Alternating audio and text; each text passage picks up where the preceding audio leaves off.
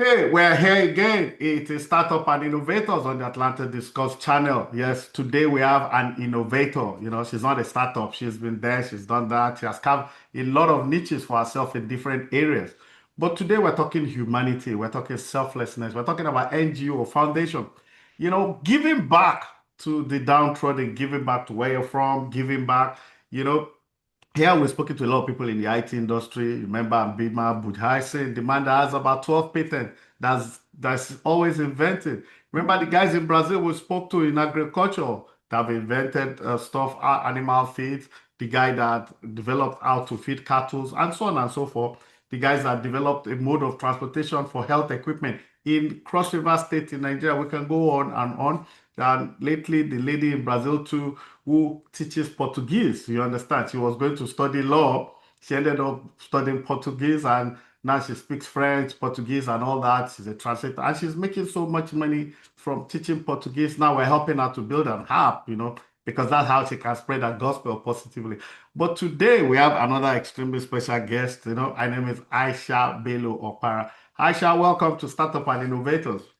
Thank you so much. Thank you for having me. You're most welcome. She is a very interesting personality. She's a jack of a lot of trade, a master of all of those trades.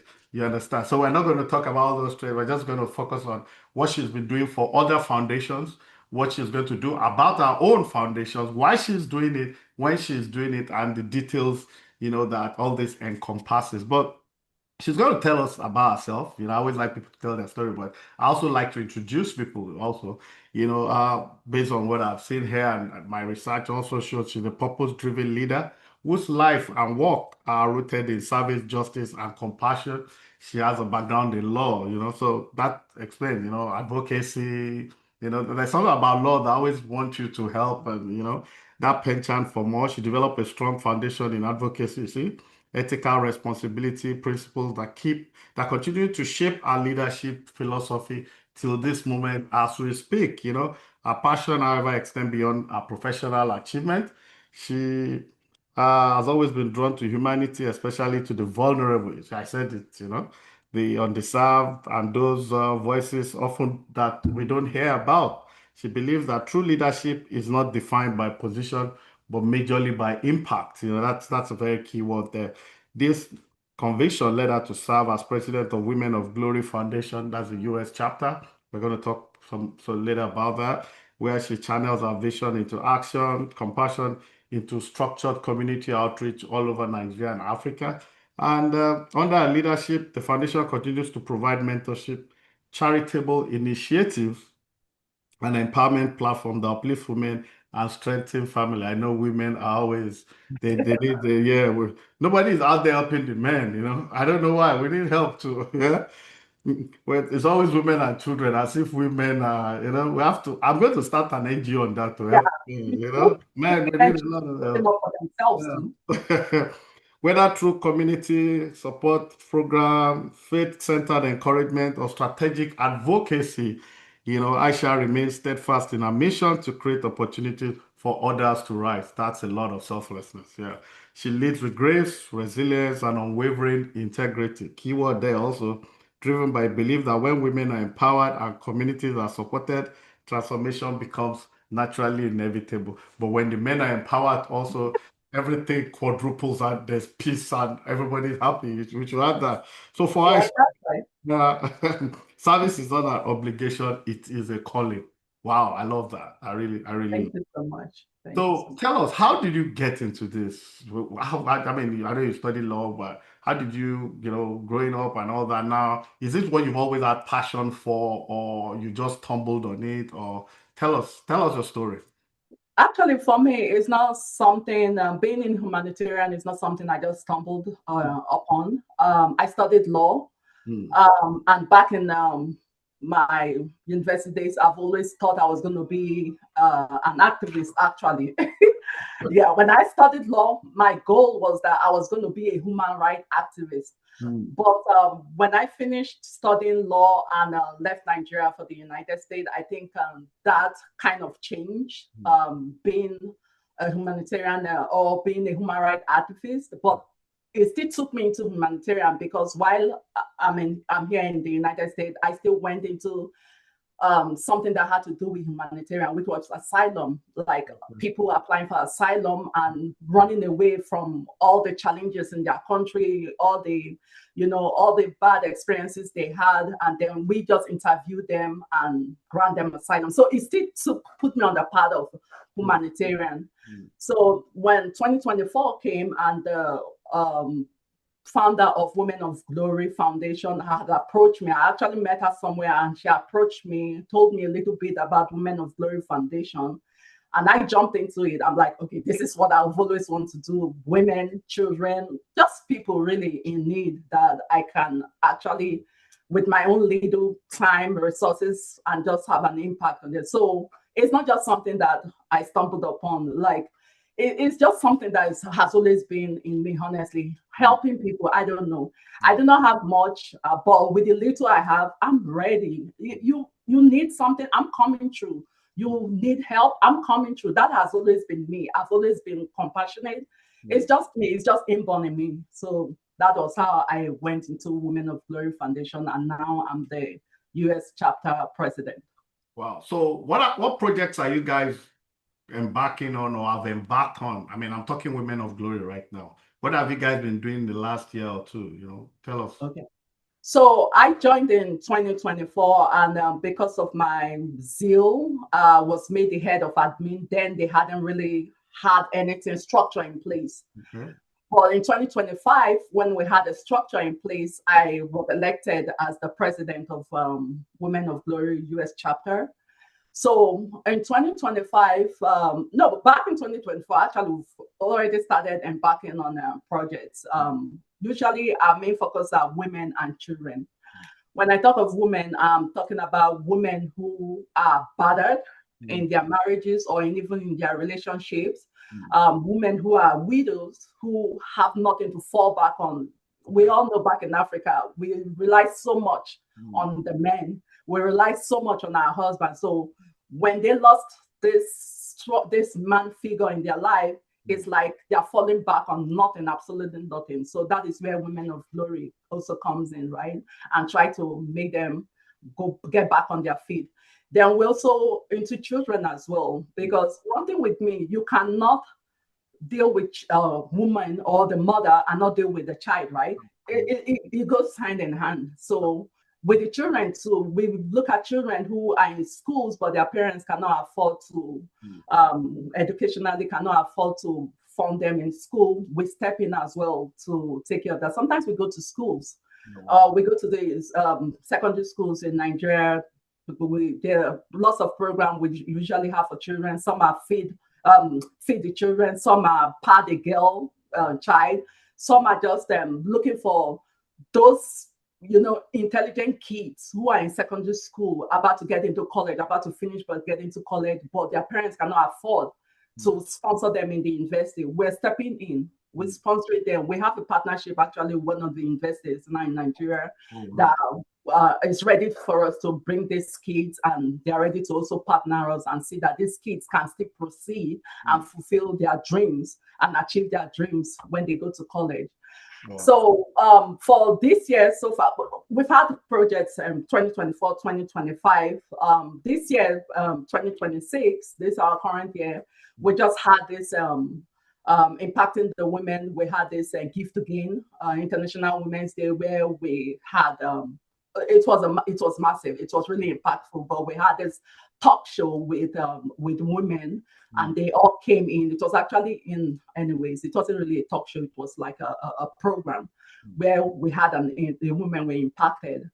The last one we just did was just last week, actually, for children. We celebrated the Children's Day. We had partnered with Mary's Promise here in Richmond, Texas, where we had celebrated the children as well. We went in there, spent time with the children, mentored them, because these are children from 0 to 18. So we had mentored them, provided gift for them as well, clothing and all that, just spoke to them as well, prayed with them, because Women of Glory Foundation too is, we cannot do without God. It's always God first in everything we do. So for Nigeria, before, let me retract a bit. For the United States, why it's so important or why it's so impactful is we always carry a project every year. We carry 4 projects in the year. 2 is going to be in the United States, and 2 is going to be in Nigeria, where it all started. Because when the Women of Glory Foundation started in Nigeria, so we are not leaving Nigeria behind, even though we are in the United States. So we carry out 2 projects in the United States, one for the women, one for the children.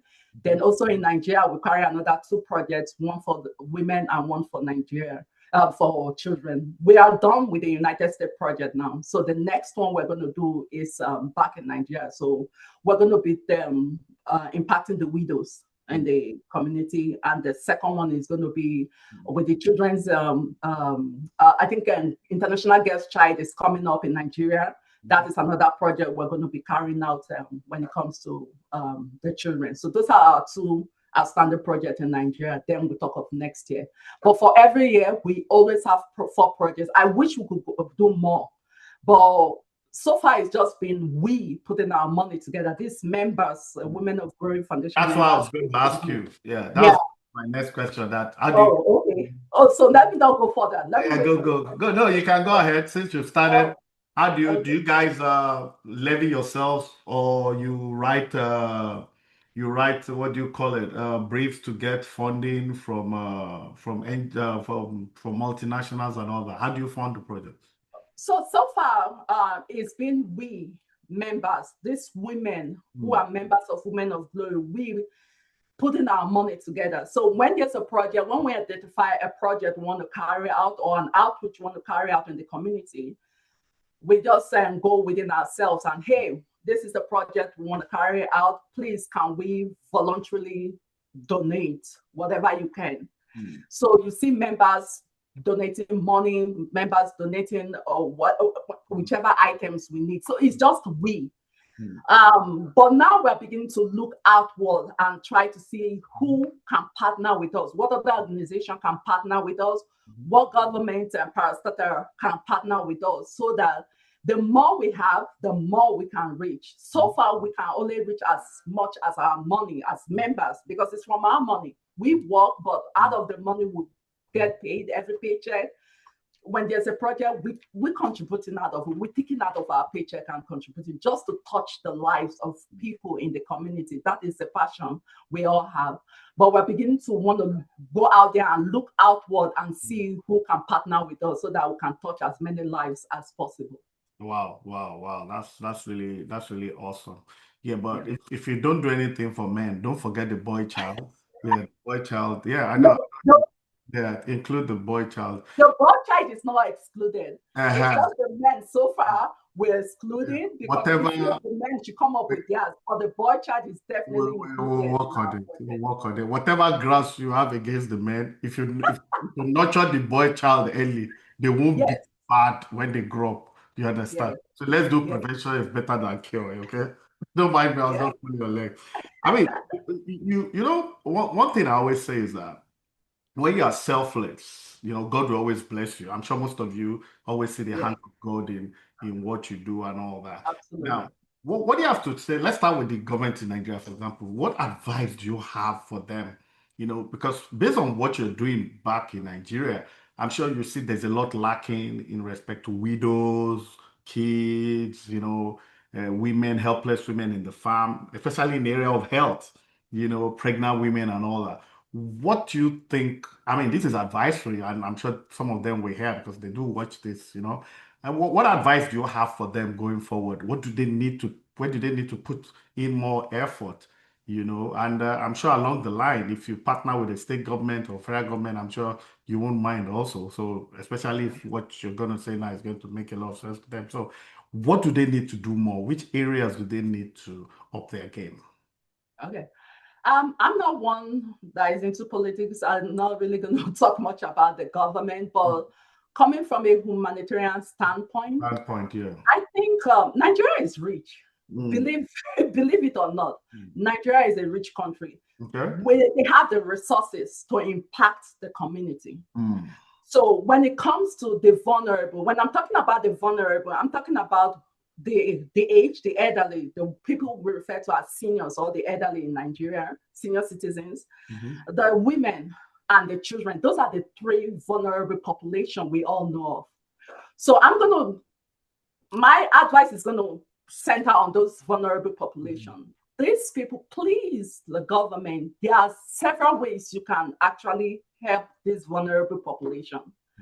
You have the resources, you have the money. Please impact their life. When a community is impacted, I'm telling you, there's a lot that will come out of that community. Women are being impacted. They are made to speak.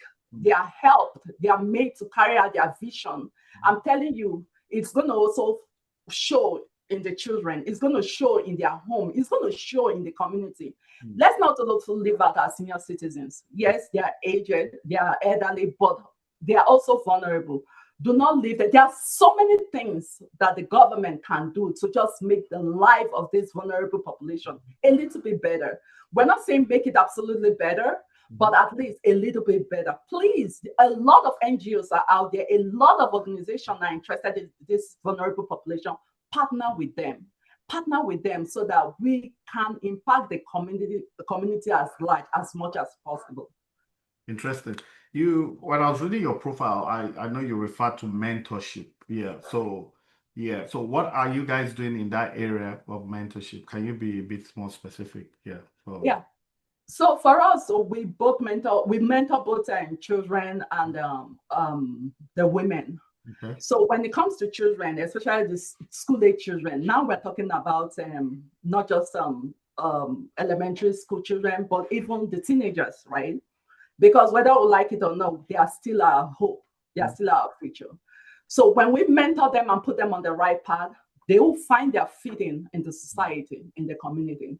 So like this Children's Day we just carried out, when we went to them, we encouraged them, we gave them our contact, reach out to us. You could talk to us about anything, challenges you're going through in the society. Look, it's not easy being a teenager in this society, we all know. I mean, I have a teenager in my house and I know I'm struggling to put him on the right path, because if he's not on the right path, no, it's going to be a mess.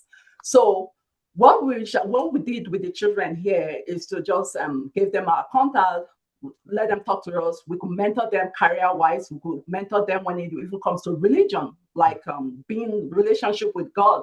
Women of Glory Foundation, we good at that.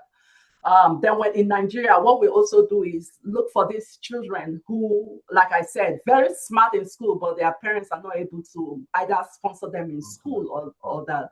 We come into and also just not just looking for ways they can as well be back in school, but also be there for them. Like, because you don't just give them something and just leave them halfway, even though you feel you're doing something. You need to be present in their life. You need to keep guiding them. That is when mentorship all comes in. Then for the women, we have this acquisition center we're trying to build now. The acquisition center will all be mostly be for now. We're starting with tailoring, hair styling skills, hair barbing skills. Those are the areas we're looking at where we can also bring the women in, kind of put them into that program and not just leave them there. When mentoring them, we have tailors among us. We have hairstylists among us. We have hair designers among us. So they are going to be mentoring these women. So not just them starting the program and taking the training, they are also going to help them, mentor them in developing these skills and really making sure they have the interest and guiding them through step by step how they should go, so that at the end of the day, they can stand on their feet all by themselves. And I think it's something that is awesome. Mentorship is impressive. So let me talk about membership of your NGO. I mean, what does it take to be a member? Is it all female? Is it male and female?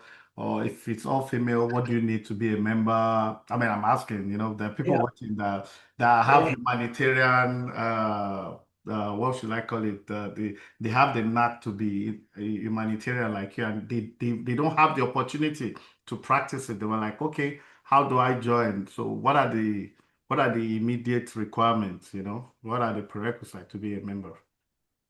Who can't be? Yeah. Okay, to be a member, okay, when you hear the prerequisite to be a member, then you know if you don't fall among this prerequisite, you can't be a member. Okay. Good. But however, to be a member of Women of Glory Foundation, one, you need to be an adult. You Okay. need to be, of course, from the name Women of Glory Foundation, you already know it's women. It's all about women. So you have to be a female, a woman. You have to be God-fearing, because that is, like I said, God is the key word for this foundation. You have to be God-fearing. So those are and then you have to be compassionate, really. Because if you're not compassionate, you can't do it. You can't be a member. Women of Glory Foundation is all about being compassionate, being impactful, touching the life of others. So if you cannot commit to that, if you don't naturally have that feeling, you can't be a member. I'm sorry, because I'm talking from my experience. I know I used to have a pastor when I was in New Jersey, who every time he prays over the offering, and then one of his key prayer is, Lord God Almighty, to touch the heart of those who have, but don't know how to give. So you see the difference? People have it, but they don't know how to give. So in order for you to be a member of Women of Glory, you need to know how to give. You need to be compassionate. You need to be able to feel for others. So those are the basic requirements to become a member of Women of Glory Foundation. Interesting. So it's just for you, you've just been a member, but you are in charge in the United States. Now, Yes. for someone that has so much flair for humanity, I won't be surprised if in future you do something like this that is yours. Is this something you're looking at? Oh yeah. Oh, This really? has actually spurred me into what I call Job Foundation. Mine is just going to be all about children, really, because for me, I still think the children are still the most vulnerable out of the three vulnerable population. So Job Foundation is going to be registered in Nigeria. It's going to start up in Nigeria, then we'll start expanding internationally. So this is something I came up with, looking at my children, that my children actually, they see me as a mini God. They come to me for practically everything. Everything. So in my head, I'm thinking that this is just how children are. They look up to we adults as their role model. They really don't have a voice, so we become their voice, right? So that spurred me also into Job Foundation. But the Job Foundation is going to be all about children. It's going to be from 0 to 18 years, because from 18 you become an adult now, right? Then you can now be able to make certain decisions yourself, because I mean you're already on the right spot. But 0 to 18 is the age group where Job Foundation is going to be looking at. We're going to be looking at those who, educational wise, I don't know. I have a passion for education. I don't know. It's just something with me too. So for children, I feel once you educate them, you already have given them the yardstick to a better future, right? You already have given them something to hold for the future, for their own future as well. So we're looking at education. We're looking at the less privileged in the society. So Job Foundation, again, is not for the rich kids. It's going to be for the underprivileged children, those who need this education, those who need the funding for education. When it comes to healthcare system for them as well, we're looking into providing the money of the fund for healthcare system for them. We're looking at they can't even feed themselves, or their parents are not able to have enough to feed them. We're looking into feeding them as well. And skill acquisition, we're not leaving out skill acquisition. Not every kid wants to go to school, right? There are some kids who are smart with their hands, right? They're smart with skills acquisition, acquiring skills, right? Job Foundation is also going to come into them to give them that option. If you don't want to go to school, hey, there's a trade you could actually learn to have a skill to make you be able to also provide for yourself in the future and your family in the future. And indirectly, at the end of the day, also impact the community in your own ways. So that is what Job Foundation is going to be all about children. Fantastic. I noticed in some of the question I asked you, you referenced your children. You talked about how growing up in today's world is hard for teenagers. So you're obviously a passionate mother. So compared to, now I want you to compare when you were growing up and the way kids are growing up now. What are the challenges the kids today have that I mean we didn't have back then, and vice versa? What's making it so hard now that it wasn't hard then? What has changed? For me, I don't know if the society, the different society is can be one of the things that have really changed. You know, growing up back in Africa is Africa. actually different from growing in the United States, Sit down there. You're going to be a doctor. You're going to be an engineer. Yeah. They just yeah. tell you just say yes. Back in Nigeria, you do not challenge your parents. You No, do not no, no. challenge any adult. When they tell you sit right there, you're sitting right there. But in the United States, Sorry to interject you. Is that not bullying? When you look at yeah, it, was that not bullying? I don't think in all cases it's bullying. I mean, that was how I grew up, and I'm not regretting it really. I've become so proud of myself, really. Okay. But and I can relate it back to my upbringing back home in Africa. Okay. That whoever I am today and what I do is based on my upbringing back home in Africa. Yeah, there are sometimes you now sit as an adult now in the Western world, you're thinking, oh, this could have been bullying, this could have been referred to bullying, but it helped me. I'm not going to call it bullying. It helped me. It paved the way for me to be who I am today, making me a strong woman in the society. It helped me. Then another thing I'm going to blame right now is social media. Oh, okay. Social media is exposing our children to so much things that when you are speaking to your children now as a parent, they're really not listening to you, really. Because why? Social media is telling them something else. The community, the society, the peer group, the friends they're keeping is showing them or telling them something different. So the voice of the social media, the voice of the community, the society, the peer group now becomes stronger than your voice as a parent, now overshadowing your voice. So you really need to put your feet on the ground and with God behind you. I'm sure I agree with you. I mean, let me just chip in. I think the difference now is that right now there's information everywhere. You know, the information is in public. So the major duty of the parent now is to interpret those information to their child. Because if you allow an outsider do the interpretation, you're in trouble. Because 9 out of 10, even 10 out of 10, the outsider would never interpret it the way you would have as a parent. Well, that's so true. That's true. I mean, but you also know that there are people that were brought up in Africa, like we all were, that today they're over 50 and the African upbringing does not show in them. I know. That's true. It's individual. It's individual, you know, discipline, perseverance. And so let me ask you this before we go, we're rounding up. What message do you have for all the widows out there, divorced women out there, children that are underprivileged out there, anywhere in the world that are going to watch and hear you? What message of hope do you have for them, especially women, you know, that are going through one thing or the other, that need support, that need words of encouragement? Your NGO, you probably not reach everybody, but words of encouragement do go a long way, you understand? So what message of hope do you have for all the women? And let me say women, because you're coming from a good place when you talk about women. Yeah. Go ahead, please. Okay. Before I give my message of hope to women, I just want to give a little advice. You don't have to take it. Okay. But this is my take, right? Okay. I'm 100%. I'm not going to sugarcoat it for women. I'm 100%. Please look for something to do for yourself. Do not rely on your husband. Do not rely on any man. If you want a skill acquisition, please do it. If you want to go to school, please do it. Because guess what? I mean, we do not have control over our lives, right?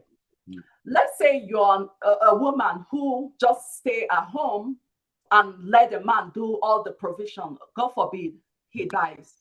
What happens to you and the children? You have nothing to fall back on. But if you were educated, I'm sure with your education, you can look for a job to do. If you had a skill, I'm sure with your skill, you still have a job to do or a trade to go into.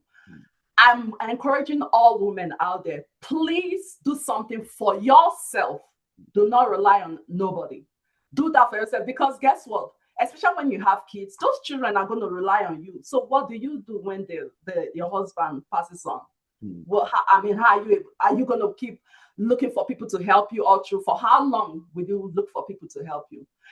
Put yourself in that position whereby If your husband is no more, or the breadwinner, or whoever is providing for you is no more, you can take care of yourself. You don't need to go beg for anybody for you to survive or for your children to survive.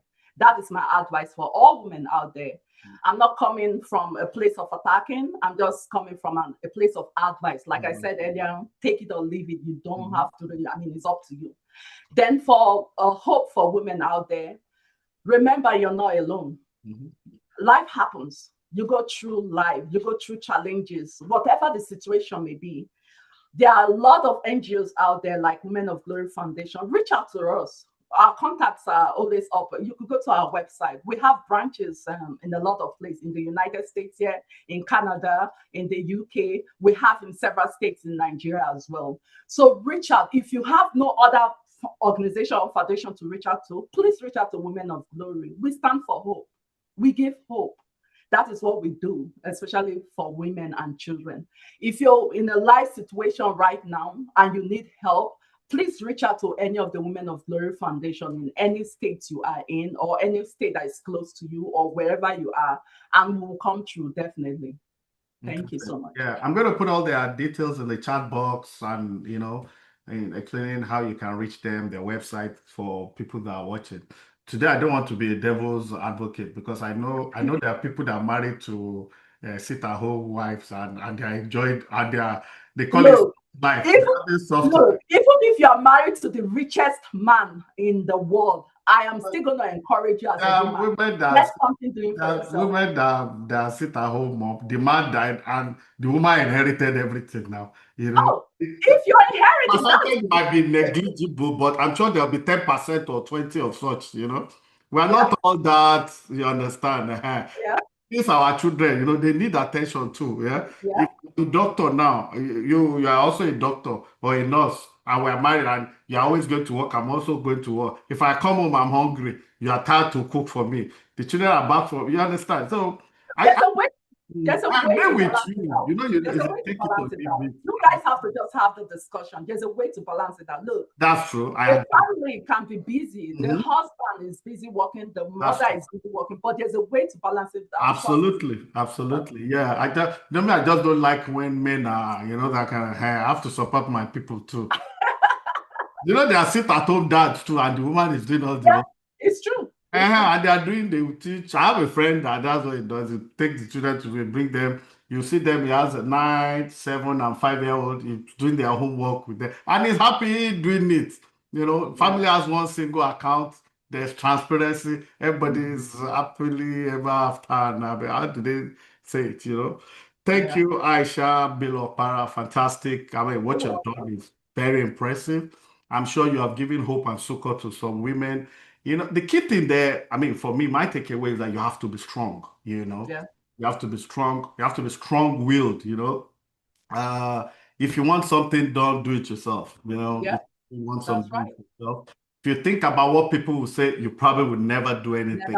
Yeah, and you cannot give what you don't have. Like the AI guys, they keep telling you have to keep scaling. I'm scaling. We have to keep scaling. We have to keep getting it. Thank you so much. I promise you'll be back. When you start your thing, your job, let me know. I'll try to bring you back. I will. I shall let you. Thank you so much for having me. The flag flying. Yeah. Thank you. Bye-bye.